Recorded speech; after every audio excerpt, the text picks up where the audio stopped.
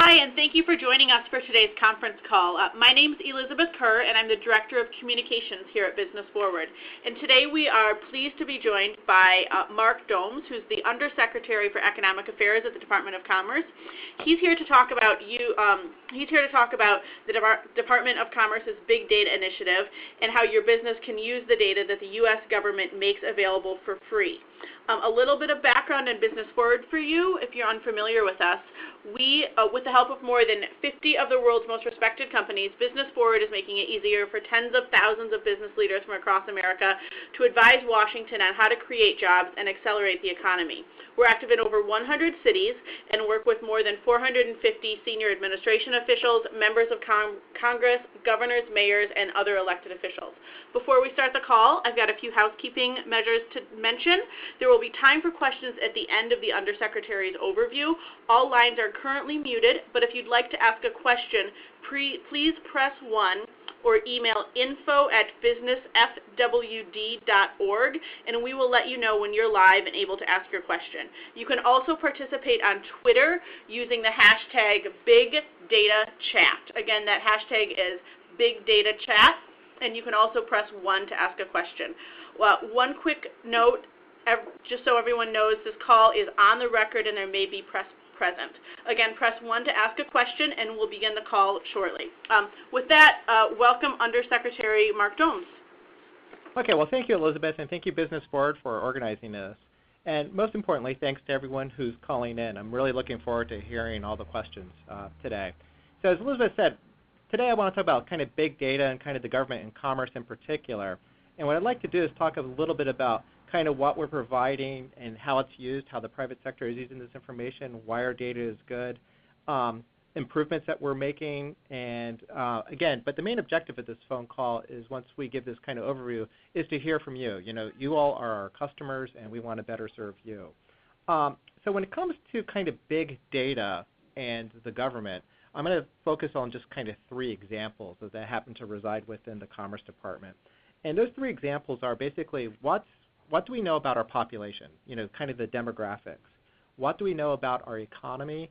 And then what do we know about our climate? So these 3 areas are 3 areas where, you know, we've been doing big data for actually quite some time before big data was cool. So let me talk about each of those 3 areas, kind of what the basic data are, and then how private companies actually use those, private companies that actually whose existence kind of really, you know, rests on the availability of this information. So let's start with demography first. So if we think about the U.S. population, there's about 320 million of us living in the United States. And you often hear statistics in the news and the press and just kind of everywhere about all sorts of characteristics about our population, including, you know, what's the income distribution? You know, how's that changing over time? That's an issue that's certainly getting a lot of attention. What's our racial and ethnic makeup? And again, how are those evolving over time? You know, what's our age distribution? We hear about, you know, the baby boomers aging, for instance. Where do our veterans live? What do we know about migrants? Do we know about educational attainment and household formation? And just the list goes on and on and on. And what we provide, and why this is big data, is we know lots about our population, and we have a huge demand to provide this information at a geospatial level. What I mean by that is, what's the population I live in Washington, D.C. now, so what's the population in D.C. or when I lived in San Rafael, California? What's the population there? How is it changing over time? And the private sector has a huge appetite for this information for 2 big areas. It uses it for a lot more, but let me just talk about 2. The first area is just kind of marketing. And people want to know, you know, where different populations are so businesses can better target their marketing dollars. So the marketing industry just uses our data. It's a foundational benchmark. So every company that we talk to in the marketing space, they all know about our information, and they all use it extensively. They massage it, they work with it, and we just get demands for more and more information on that. Another big area that we get that's similar to marketing is site selection. Where should businesses put new stores? Where should they put new factories? They want to know where potential customers are, and they also want to know about the local workforce. And we're kind of the only game in town. And let me tell you just briefly why that's why we do is so important in this space, and it's a theme that will affect my comments on the economy and also on the climate as well. One thing that we do really well relative to anybody in the private sector is when we collect information on our population, we collect information on everybody. We're very comprehensive, and we're very accurate, and we're very objective. And that first point, this comprehensive thing, is what businesses tell us what they really like about our information. So we care about everybody throughout the income distribution. We care about veterans. We care about non-veterans. We care about people who live in cities. We care about people who live in rural areas, all 50 states, all 3,200 counties. We care about everybody. And there's really no other kind of private sector source of information on our population that covers the whole American tapestry. So there's lots of companies whose existence rely on our data. Again, as I mentioned, you're going to kind of these big marketing companies, and all the companies that actually have information, marketing materials or data sets on like individual households. A lot of those companies actually use our data as benchmarks because they may not have information on everybody who lives on a block. But what we can do is we can say for that block, for instance, here are the characteristics that your subset has to add up to. So demographic information is huge, and there's just billions of dollars of our economy that rely on our demographic information. Second area I want to talk about is just kind of the economy. And as you all know, there's a constant demand to know how is our economy doing, what parts of our economy are doing well, what parts of our economy aren't doing well. And there's just a huge demand to know this information in a very timely way, to know this in a very accurate way, and to know this in a very kind of detailed way. And our data moves financial markets, trillions of dollars every day. And there's a number of companies who kind of take our data, they repackage it. There's a lot of companies who do marketing analysis. And again, what the government data often does is we provide this kind of benchmark. So if you're looking at a marketing analysis, and we've met with a number of these companies, and you're trying to extrapolate to some very specific sector that your business is in, a lot of the companies who provide you that marketing information will use our information, again, kind of as this benchmark. The third area I want to talk about is climate. So here at the Department of Commerce, we have the National Weather Service. And the National Weather Service currently produces about 29 terabytes of information about our climate every day. And the challenge we face is we only release about 2 to 3 terabytes of this information. It's like we just basically have a capacity constraint. How can we put out so much information and make it actually usable? That's a really big challenge that we have and that we're working on. So demography, the economy, and climate, those are just kind of 3 examples of 3 big government data sets that the private sector relies on. Let me just talk about climate. Go back to that because I forgot to mention something. There are a lot of businesses that are springing up and have already sprung up who rely on this climate information. So for instance, if you want to know kind of your weather forecast, you don't go to a government website. Most of you don't. You don't go to weather.gov. Instead, you might go to weather.com or WeatherBug or one of the other services. There's also a number of companies that are using the climate data in really clever ways. So one that we recently heard about was in terms of inventory control. So if the forecast is that it's supposed to be really hot and sunny the next weekend, what businesses know is that, hey, then we have to stock up on those products that consumers may want for that hot and sunny weekend. So they'll want, sunscreen, margarita mix, whatever it is. So businesses are using this information. There's actually businesses that are starting to market this kind of intelligence based on climate data for inventory control to your bigger companies. So basically the private sector weather industry that uses our data is a multi-billion-dollar industry, and it's growing very quickly. So much like the demographic information, our economic information, our climate information also is it's objective, it's credible. Another point is also it's consistent over time. So one advantage of government data often is that we're doing it today, and that means that we're going to be doing it tomorrow, and we did it 10 years ago. So looking at trends is a lot easier because the data is consistent over time. And again, we're very comprehensive. So that's kind of my overview of those kind of three areas. During the Q&A, we can talk about other areas of government data and big data as well. But I just wanted to kind of whet your appetite a little bit with those examples. Now let me briefly talk about kind of the improvements we're making. So we know that data is a major source of future growth for the U.S. economy. And so we currently produce a lot of information, but we have to do a better job of distributing that information and then asking the question, and this is one of the reasons we want to hear from you, is what information do you all need that we can provide so you can do your jobs better, so your businesses can be more competitive, so you guys can create jobs and all those other good things. So in terms of kind of the delivery part, we want to make our data much easier to get. Because right now, if you try to get it, if you're not familiar with the data and you try to find it, you can kind of peck around on various government websites, it can actually be kind of a challenge to find. And it may not be in the format that you're in. So Secretary Pritzker comes from the private sector. She used our data on demographics to help locate senior assisted living facilities when she was in the private sector. So she knows firsthand just how valuable this information is.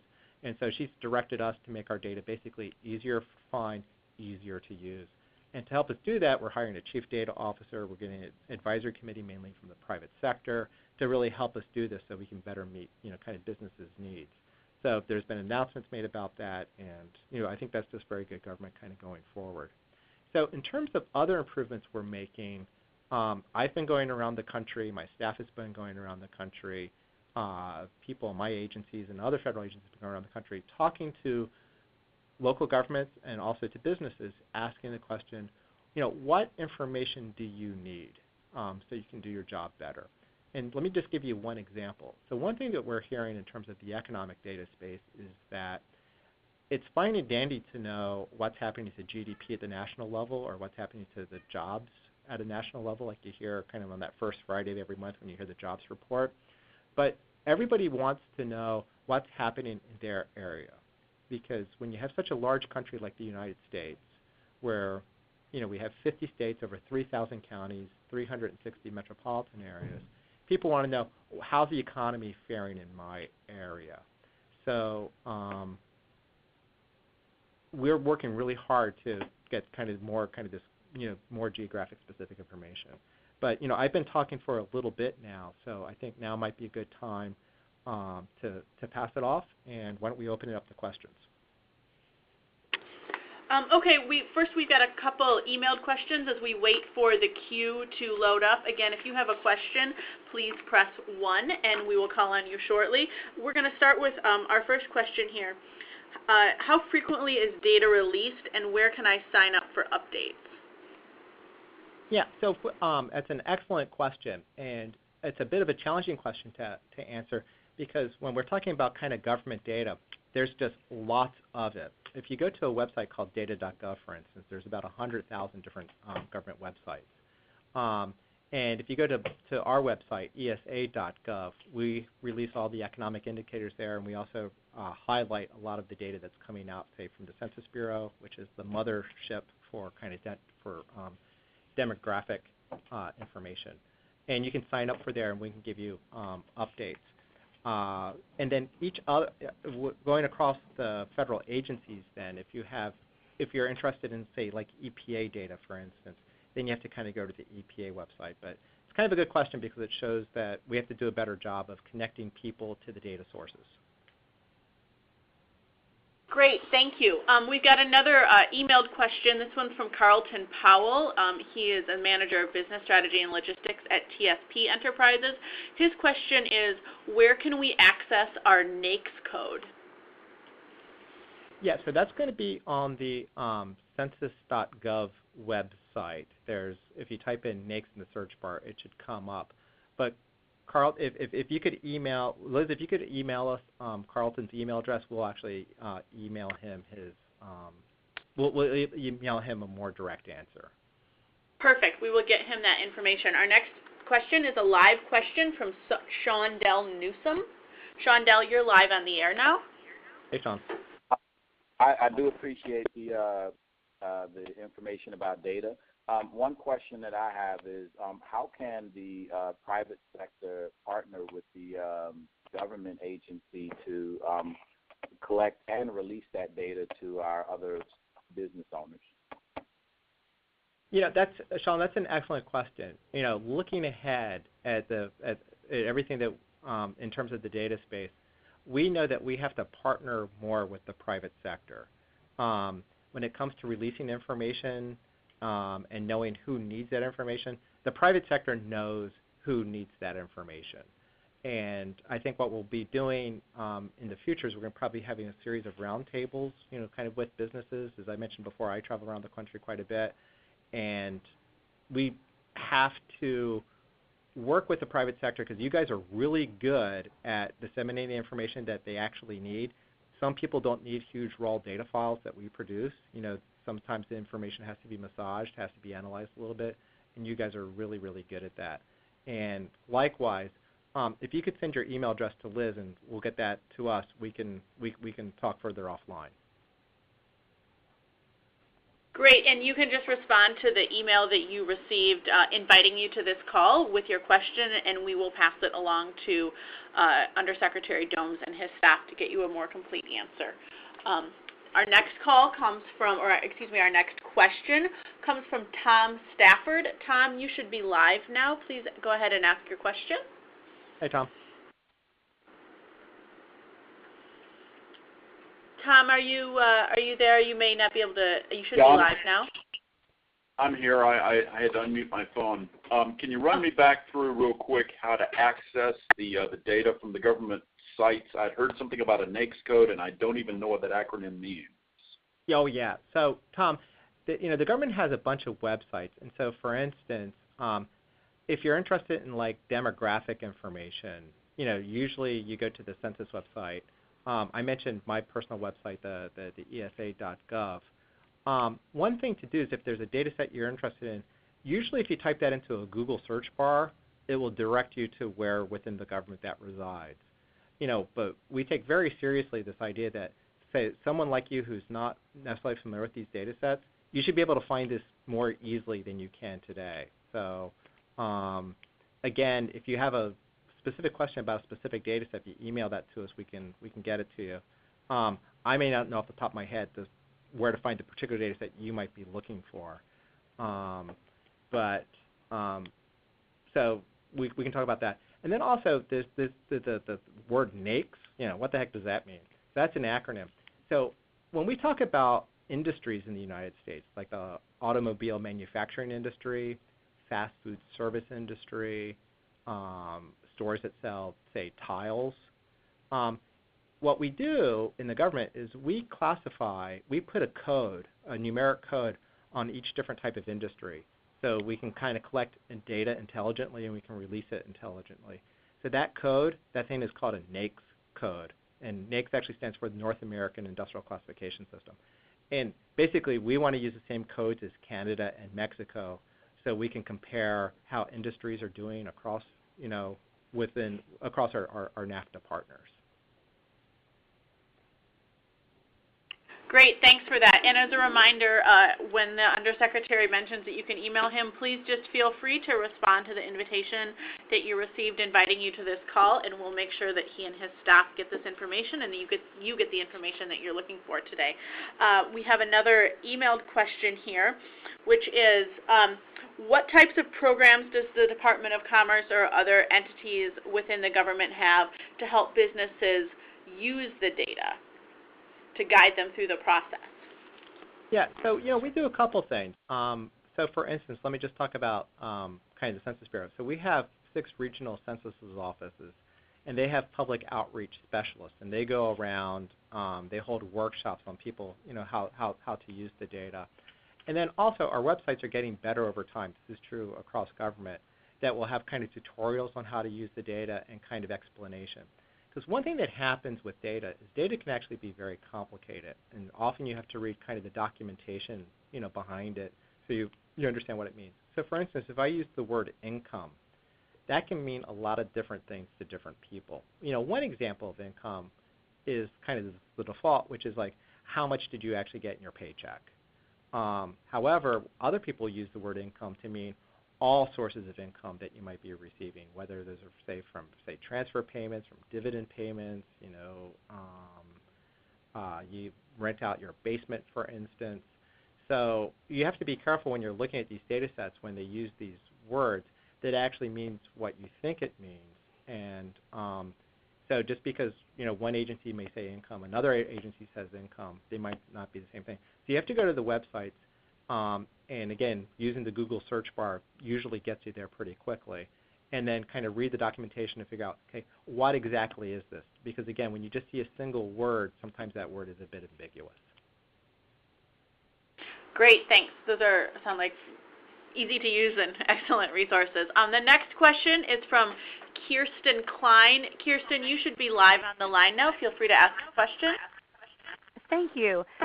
Yes, so the existing data is great. Being able to surf through that and figuring it all out is nice, but my buying cycle, my sales cycle, is a full year.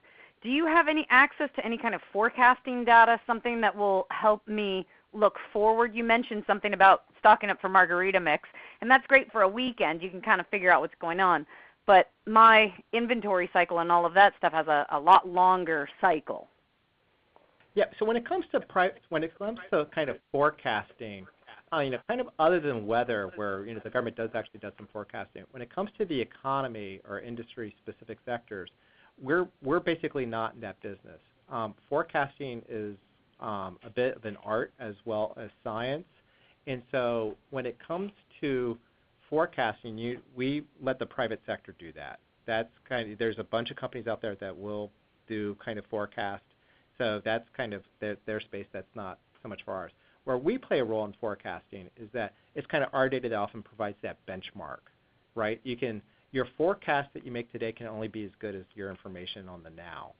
So, and just because when you're doing forecast, my background is I was an economist in the Federal Reserve System for most of my career, so we did forecasting all the time. And forecasting can be very subjective. Whereas when we collect information, we try to be very objective. That's what you get from us. Thank you. Thanks for that great question. Our next question comes from Leroy Cavazos. Leroy, you should be live on the air now. Hi, my name is Leroy Cavazos. I am the Director of Government Affairs for the San Antonio Hispanic Chamber of Commerce in San Antonio, Texas. And I just wanted to kind of make a comment about collaboration with the department, in that there are current structures and entities available here in Texas, and particularly in San Antonio, to distribute this information, and we definitely welcome. Here at the Chamber, we have our Saber Research Institute that is constantly producing data and economic studies around different issues, and we would definitely be willing to partner with the department to help in the distribution and the cultivation of partnerships to that distribution of information. So I applaud the efforts of Secretary Pritzker and Undersecretary. Thank you so much for providing us this space to echo the importance of you all's efforts. Yeah. So thanks for making that observation, and thanks for the shout out. And you're making a great point that there's a lot of great resources at the local level. It sounds like you guys are doing a really great job. And there's other kind of local entities, sometimes local governments, kind of distribute our information. Chambers of Commerce are fabulous. I spoke at a conference yesterday of kind of state employment directors. They have a lot of information about what's happening to labor markets, for instance, and they can make the data a little more digestible and understandable. So if you're really interested in what's happening in your local area, checking your local resources first might be a really good idea. And congratulations on the Spurs. Thank you. I appreciate that.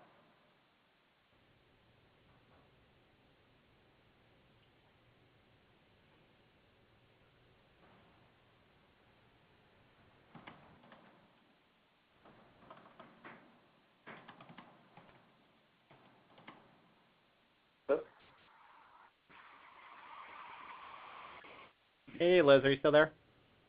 Oh, yes. Can everyone hear us? Can everyone hear us? Yes.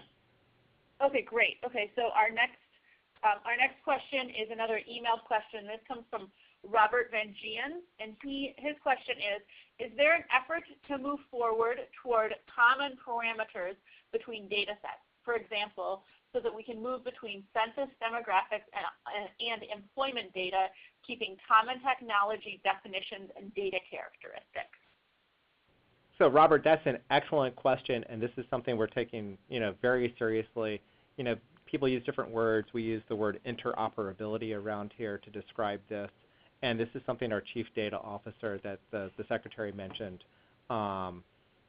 is really pushing us to do, so we can have kind of standardization data dictionaries and make it really easy, or make it easier to combine all these different data sets, because as you all know, data is great. When you can combine data, it's even greater. Great, thank you. And our next question comes from, hold on, let me just look here at our list. Carlton Powell, I think we had an emailed question from you, but it looks like you're on the call, so maybe you'd like to clarify your question a little? Hello? Hello, we can hear you. Go ahead. Oh, I think you addressed my earlier question regarding NACIS, the NACIS code. Yep. Specifically, you've mentioned demographic. That your segments are demographics, economy, and climate. What about financial data? Industry financial data. We have an interest in looking at EBITDA to evaluation within the industries of our NACIS code. Is that data that we can get through you? And if so, what is the sidebar website that I would contact in order to have that discussion?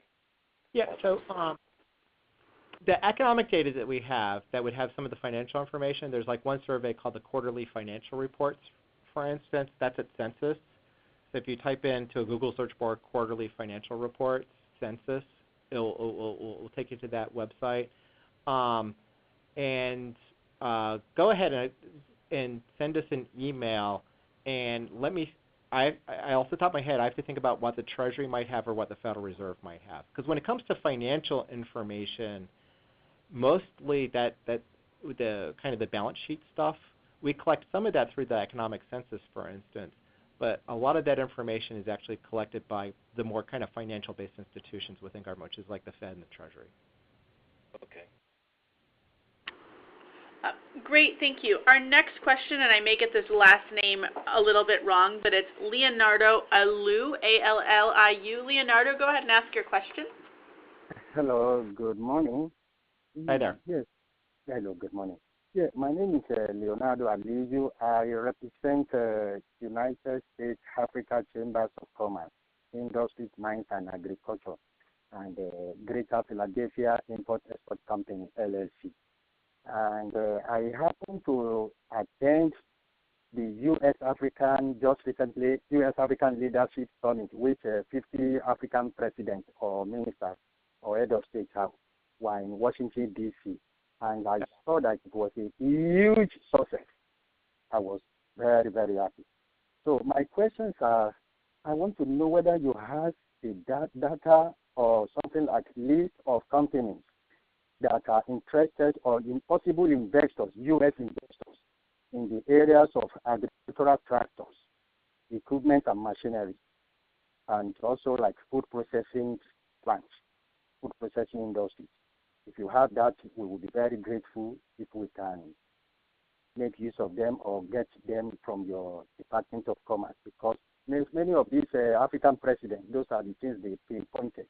Those are the things they are ready to do now, and that is number one question. The second question, if you have a list of a professional fundraising council in the United States, we would love to have it. That is number two. And the last question is, if you have the list of the new event planners, we will be very grateful. Then event planners that can help us to, because our Chambers of Commerce is a new Chambers of Commerce, and we want to launch it, and we want to contract this the business to this event planner that can make it happen. because we are trying to invite all these African leaders to visit the United States to come and attend this these Chambers of Commerce launching and inauguration. This is for the Poverty Eradication Summit for the two continents, in the youth unemployment and also the African youth that are unemployed. We both need each other. African needs American companies. American companies need also American companies need the African countries. So we both need each other. It's not a one-way direction now. So these are the things we need from you, please. And we believe that the Department of Commerce can make it happen. Okay.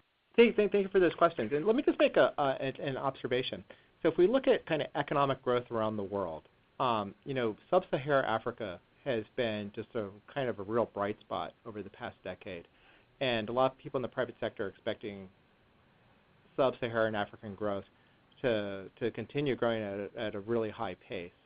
And one of the reasons, the President and Secretary Pritzker had the African Leaders Summit here in Washington is because economically, sub-Saharan Africa is going to become more and more important. And when we say important from an economics point of view, that means you're going to have more trade and investment flowing in both directions. And so, a number of new deals were announced going in both directions at the summit. So just from a data point of view, it's important because, one thing that we did is we actually do measure trade and investment going, kind of back and forth. So how important is our trade with sub-Saharan Africa? We actually know that. That's in our data sets. That's a good thing to know. Now, in terms of your specific questions, I'm going to kind of punt to the email answer. But generally speaking, when it comes to us providing names of individual companies as a government, we tend not to do that. We don't.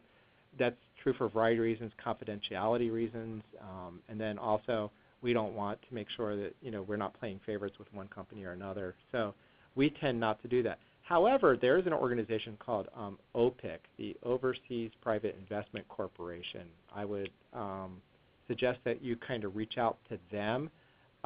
They facilitate a lot of transactions across transnational borders. That's kind of their business model. The other people to probably contact might be the World Bank, like the International Finance Corporation, and also the Export-Import Bank would be another place to contact to get those kind of specific lists. When it comes to like the agencies that we have here at Commerce, again, we tend not to kind of disclose kind of individual company names. But great observations, and please send us an email. We can follow up in more detail. Thank you. Great, thank you. Our next question is from Matthew at SBDC. Matthew, you should be live on the call now, so go ahead and ask your question. Great, thank you. Appreciate you all taking the time to have this discussion and for allowing me to ask the question. I do want to quickly, I am out in the San Antonio area, so appreciate that Spurs shout out earlier. We're rooting for another one this year. But to my question, I was hoping that you could touch on for us a little bit more about the U.S. cluster mapping tools and the initiative that's been undertaken there and how that can be put to use in business development and growth. Right. So, when it comes to when you look at the cluster mapping tool, that was something that was done through something called the Economic Development Administration, and they did this contract with Harvard University. And what they did is they basically, so for those on the call who don't know what that is, we have a lot of information about various counties, about various cities, about the people, and about the businesses. And it's just a ton of information. So if you just download these huge data sets, you might drown in the information. So the cluster tool does is it goes, okay, in this area, for some particular industry you might be interested in, how many other businesses are in that same industry, and then also what are the businesses that are in the upstream and downstream from that business. And that's just really important. So what I really like about this cluster tool, though, is the U.S. government, we provided that foundational information, but then it was kind of, in this case, it was an NGO, Harvard University, or the private sector, takes our information and makes it more usable, makes it more user-friendly to answer, kind of a very specific question.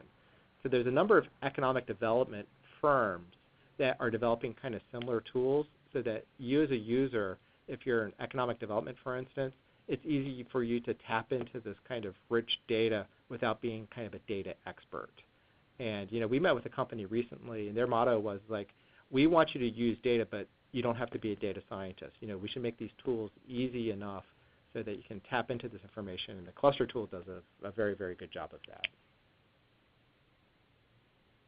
Great, thank you. We've got time for a couple more questions. Our next question is from Tala Muhammad with Sintra US. Tala, go ahead and ask your question, please.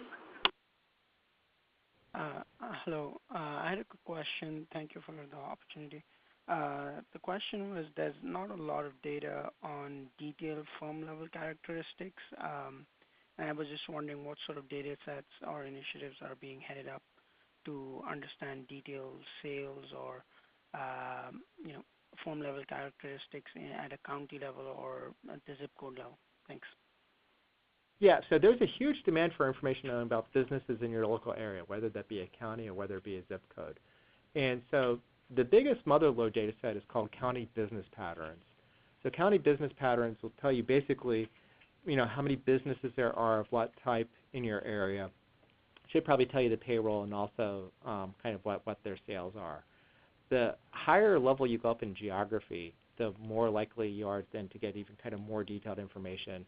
And every 5 years we do this thing called the economic census, and the economic census will present this. When we're doing the economic census for 2012, we're going to present much more geographic information than we had in the past. And where you get both of those data sets are at census. So if you type in, again, the easiest way to do this is on Google Toolbar. If you type in County Business Patterns Census or kind of economic census, those will take you to the appropriate sites. Great, thank you. And our next question is from Jag Prahala. Jag, go ahead. You should be live. Good morning. Thanks for taking my call. How is the federal offices investing in infrastructure? I know the big data initiatives that the Commerce Department is working on. You definitely need a lot of infrastructure and big data machines in future for everybody to access the data. The data is there, but you need infrastructure also to provide data to everybody that is requesting. So what are the plans of infrastructure investments in your department? So let me give you just one example of this. So I mentioned before the example of NOAA, and NOAA produces the National Oceanographic and Atmospheric Administration. They're the folks who have the National Weather Service. So they produce the 29 terabytes of data a day, and they're only releasing 2 or 3. And so, how can we? So you need a lot of big iron to be able to handle this. So how do you do that? And we're not sure. So let's go ahead and get the best and brightest ideas on how to do this. So what NOAA did, for instance, is they put out, this is a federal government thing, put out something called an RFI, a request for information, where we solicited input from the private sector and from the nonprofit sector about how do we get this information out there. Who should, and when you're doing that, you have to think about what are the IT investments that are required. And I believe NOAA got somewhere around 60 responses to this RFI on input on how best to do this. So when it comes to some of our bigger kind of IT infrastructure projects, we have to think about, do we do it ourselves, or are there areas where we have to partner with the private sector in doing this? But this is an issue that we're taking very seriously. Our IT managers are looking at, do we put this data out in the cloud? Do we store it internally? How do we actually do this? This is something that a lot of people are spending a lot of time on. Great, thank you. Well, we are out of time today, so thank you to all of us for joining us on the call, and especially to Undersecretary Mark Domes for taking the time out of his schedule today to give us this great overview and answer our questions. If you have a question that did not get addressed or a comment that you'd like addressed as well, please email info@businessfwd.org, and we will help make sure that you get that question answered. Again, thanks to everyone for your time today, and if you're on the call, you can look for a follow-up email from us. Have a good afternoon. Hey, thanks, everybody.